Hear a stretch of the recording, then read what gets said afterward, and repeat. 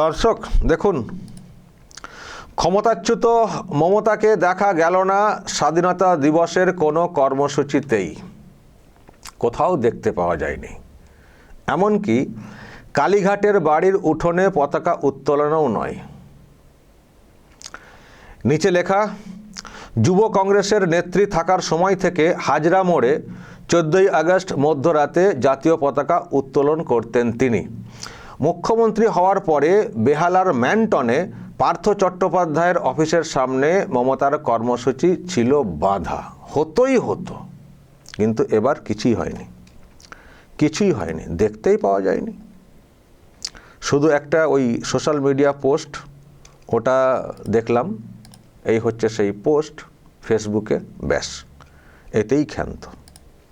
অথচ এই নেত্রীকে আমরা আগের দিন থেকে কত কি করতে দেখতাম। এই যে বেহালাতে যেতেন, 14ই আগস্ট ভাষণ দিতেন, কত কি করতেন, এটা একটা, এটা আরও একটা, কিন্তু এবার কিছুই করেননি। আরে মুখ্যমন্ত্রী নেই তো কি হয়েছে? দেশ স্বাধীন হয়েছিল 15ই আগস্ট, এই দিনটা তো একটা গুরুত্বপূর্ণ দিন। তো যেতে সমস্যা কোথায়? কেন ওই যেখানে যেতেন সেখানে কি ভাষণ দেওয়ার কোনো মঞ্চ টঞ্চ হতো না?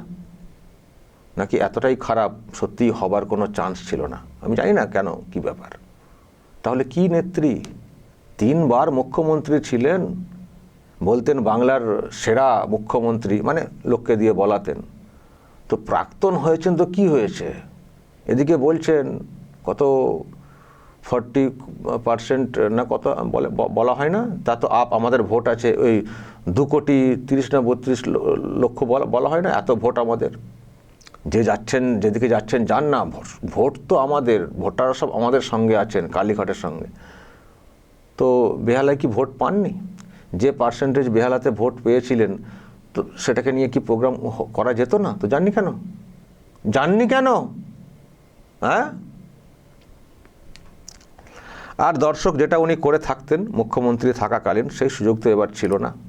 এই যে রেড রোডে, সেই সুযোগ তো এবার ছিল না। ওখানে গিয়ে অনেক কিছু করতেন বলতে নিজেকে বেশি দেখাতেন, এমন ভাব দেখাতেন, বিরাট মানে একেবারে ব্যাপার স্যাপার।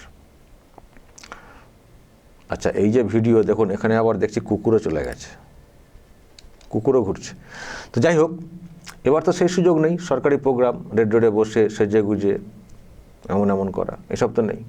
তো ঠিক আছে, সরকারি সুযোগ নেই, কিন্তু স্বাধীনতা দিবস উদযাপনে বাধা তো কারো নেই।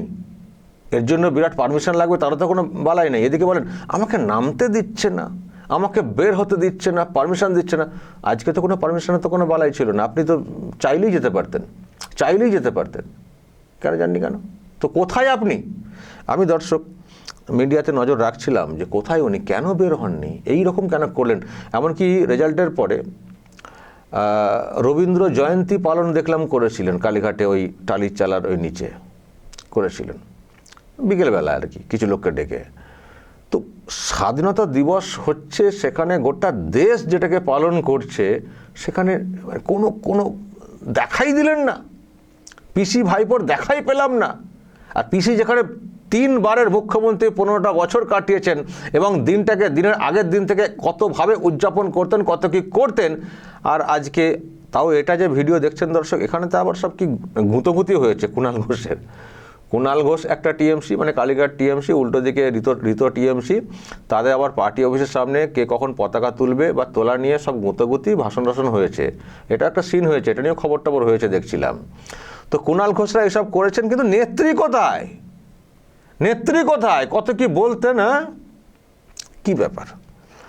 দর্শক বলবেন, যদিও এইসব জায়গায় যে ভাষণ দিতেন, মানে স্বাধীনতা দিবস উপলক্ষে মধ্যরাতে উদযাপন ইত্যাদি, কিন্তু স্বাধীনতা দিবস দেশের যে ব্যাপার, যে অবদান, সেসব নিয়ে চর্চা করতেন না।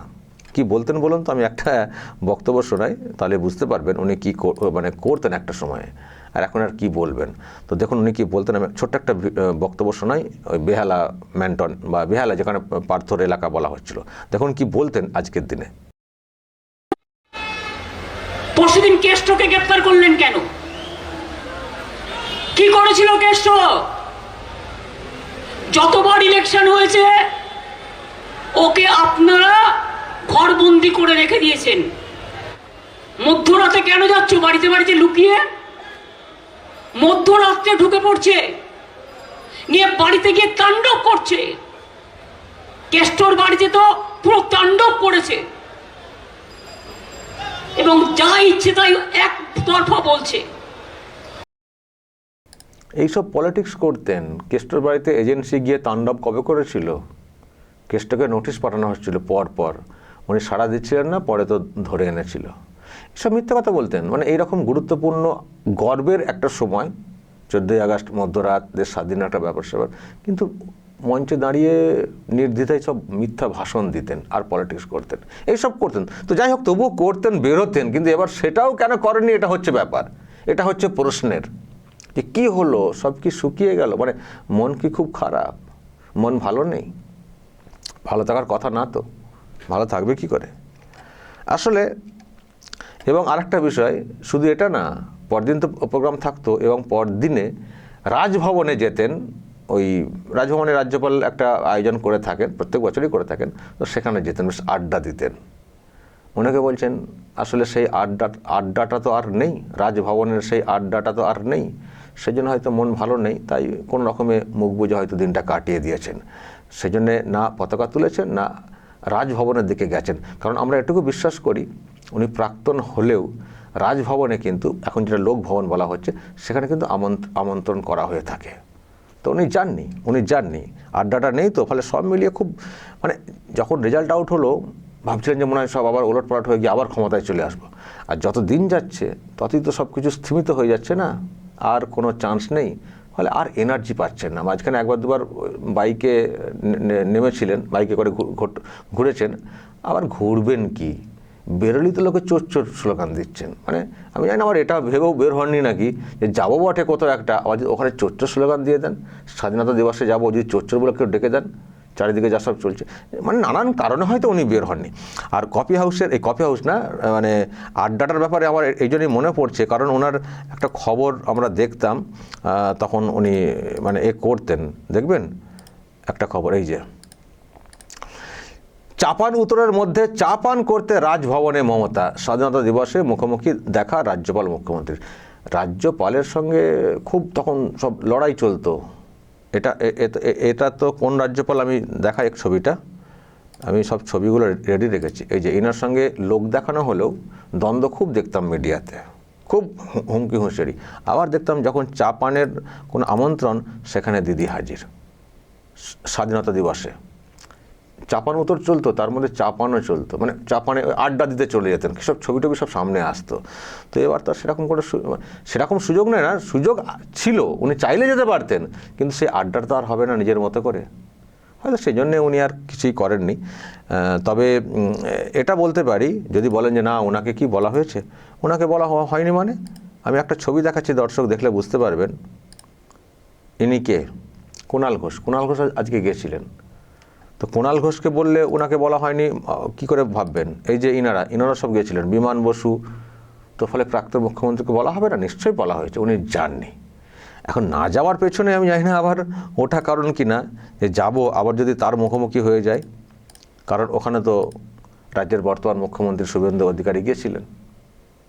মুখ্যমন্ত্রীরা গিয়ে থাকেন লোকভবনে আজকের দিনে, তো গিয়েছিলেন ওখানে বেশ আড্ডা বা যেগুলো হয় আর কি আজকের দিনে, সেগুলো হয়েছে, চা পান বা বিভিন্ন প্রোগ্রাম হয় যেগুলো উদযাপনের, সেগুলো করা হয়েছে। ফলে সেটা মানে সহ্য করা খুব মুশকিল। তো আর যিনি শপথ গ্রহণ অনুষ্ঠানে যেতে পারেননি, ওনার থেকে ছোট যাকে তুচ্ছ তাচ্ছিল্য করতেন, তিনি শপথ নেবেন, কি করে সহ্য করব, যাননি। অথচ প্রাক্তনদেরকে মানে শপথে আমন্ত্রণ করা হয়, তো উনি যাননি, মুখোমুখি হতে চাননি। অসহ্যের ব্যাপার, মানে অসহ্য বলতে সহ্য করতে পারছেন না। আরে দুবার হারিয়ে দিয়েছেন শুভেন্দু অধিকারী, তিনি মুখ্যমন্ত্রী হয়ে গেছেন, তো তার সামনে কি করে যাব? নানা কারণে আর কি, মন খারাপের অনেক কারণ আছে। আমরা বলছি না যে কেন বের হননি, কেন অমক তমক কারণ খুঁজি না, মন খারাপের অনেক কারণ আছে। তো হয়তো ওই কুণালকে দিয়ে ছেড়ে দিয়েছেন, যে ও কুণাল গেছেন, যা কুণালকে হয়তো আলাদা করে বলা হতে পারে কোনো কারণে, তো যাননি, ওখানেও যাননি। তো সেজন্যই বলছি আর কি, দিনটা যেন কেমন হয়ে গেছে প্রাক্তন মুখ্যমন্ত্রীর, যে সেই আনন্দ নেই, সেই আড্ডা নেই, কিছুই নেই। অনেক জায়গায় দেখবেন প্রাক্তন হলেও না একটা মিনিমাম সম্মান থাকে, নবীন পট্টনায়ক উড়িষ্যার প্রাক্তন হয়েছেন, ওখানকার মানুষও বিরাট সম্মান দেন, আবার পলিটিক্সও করছেন, বিরোধী পলিটিক্স। কিন্তু এখানকার যিনি ছিলেন মুখ্যমন্ত্রী, এখন প্রাক্তন হয়েছেন, এমনভাবে নিজের এটা শেষ করে গেছেন, কেউ আর সম্মান মিনিমাম দিচ্ছেন না। আপনি বলুন তো, নবীন পট্টনায়ক তো প্রাক্তন হয়েছেন উড়িষ্যাতে, উনি যদি রাস্তা দিয়ে হাঁটেন, দেখে বলবেন তো, জেনে বলবেন তো, কেউ তাকে লক্ষ্য করে কোনো কটূক্তি করেন কি না? করেননি, কোথাও করেননি। আরও অনেক রাজ্যে প্রাক্তন হয়েছেন, কোথাও করেননি। আর এখানকার মুখ্যমন্ত্রী দেখুন, রাস্তায় বেরোলেই চোর স্লোগান, যে যা পারেন বলেন। কেন বলেন সেটা তো ভাবতে হবে। আগেরও তো একজন মুখ্যমন্ত্রী ছিলেন, আরও তো অনেকে মুখ্যমন্ত্রী ছিলেন, কাউকে দেখলে ওরকমভাবে চোর স্লোগান এইভাবে তারস্বরে কেউ কাউকে মানে কোথাও দেখেছেন ঘটনা ঘটেছে? একটা মিনিমাম সম্মান সবাই পান। আর আমি দেখবেন, আমি নিজে অনেকবার বলেছি যখন মুখ্যমন্ত্রী ছিলেন, ইনি যা করে যাচ্ছেন না, একটা মানুষ শেষ বয়সে এসে, মানুষকে যেতেই হবে তো, একটা আছে। কিন্তু অন্যান্য সময়ে যারা মুখ্যমন্ত্রী ছিলেন, তাদের শেষ যাত্রাতে যে মানুষের আবেগ থাকে, ঢল থাকে, ইনি যা করে গেছেন না, মানুষের সে আবেগ ঢল দেখবেন, দেখতে পাবেন না। আমি চাই উনি দীর্ঘজীবী হন, আমি চাই উনি অনেক দিন বেঁচে থাকুন, ওনাকে আরও অনেক কিছু দেখতে হবে। কিন্তু উনি যা করে গেছেন না, মিনিমাম সিম্প্যাথি মানুষের পাওয়া কিন্তু খুব মুশকিল। এবং এখনই দেখুন না, সদ্য প্রাক্তন হয়েছেন, কোর্টে যাচ্ছেন চোর। সেদিনে ওইদিকে গেলেন, ওই হালি শহরের দিকে, সেখানেও চোর। রাস্তায় বেরোচ্ছেন চোর, শ্যামবাজারে গেলেন চোর। মানে এটা মানে কীরকম ব্যাপার বলুন তো দর্শক? তো মন কী করে ভালো থাকবে? ফলে দর্শক, যেটা আজকের দিনে বলতে হয় যে আজকে স্বাধীনতা দিবস উদযাপন হলো, আর বাংলা তো স্বাধীন হয়েছে না পরিবর্তনের পরে। বাংলা স্বাধীন হয়েছে, বাংলা তো পরাধীন হয়ে গেছিল, তো দেশ স্বাধীন হয়েছে কিন্তু বাংলা পরাধীন হয়েছিল। আপনার আমার কথা বলার কোনো সেরকম সুযোগ ছিল? একটু কিছু বললেই কেস, একটু কিছু বললেই মানে হামলা, একটু কিছু বললেই কোনোভাবে ফাঁসিয়ে দেওয়া, আবার গাঁজা কেস দেওয়াতে পটু হয়ে গেছিল। ফলে বাংলার মানুষ কিন্তু পরাধীন হয়ে পড়েছিলেন। এবারই প্রথম অনেক দিন পরে স্বাধীনতা দিবসে প্রকৃত স্বাধীনতার স্বাদ পাচ্ছি আমরা। তো বাংলার এই অংশের মানুষ, বড় অংশের মানুষ যখন স্বাধীনতার স্বাদ উপলব্ধি করছেন, এনজয় করছেন, সেই আজকের দিনে ওই নেত্রী গৃহবন্দী, এটাও কিন্তু একটা নতুন ব্যাপার। দর্শক বলবেন যা বলার এবং নজর রাখবেন আরামবাগ টিভিতে।